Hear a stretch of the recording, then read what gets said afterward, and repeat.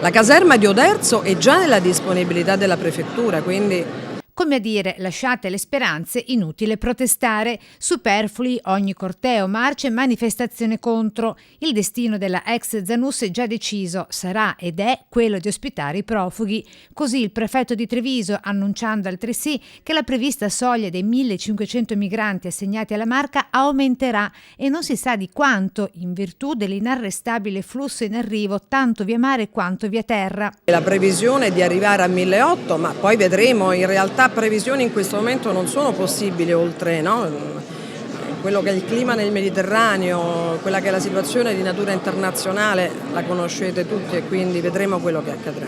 Dobbiamo essere pronti ad affrontarla con responsabilità. Necessari controlli alle frontiere anche in zona Schengen, così il rabbino capo della comunità ebraica di Venezia oggi a Treviso. Quello che bisogna fare è fare dei controlli, quello che sicuramente è mancato finora e che effettivamente invece di aiutare, invece di trasformarsi in un aiuto, si è trasformato in un boomerang. Nel frattempo blindano e chiudono i loro confini ai migranti negli hub Cappella Maggiore, Fregone e Vittorio Veneto, accogliendone complessivamente 25, di cui 20 a Vittorio e 3 a Fregona, grazie al bando di accoglienza diffusa noto con l'acronimo di SPRAR.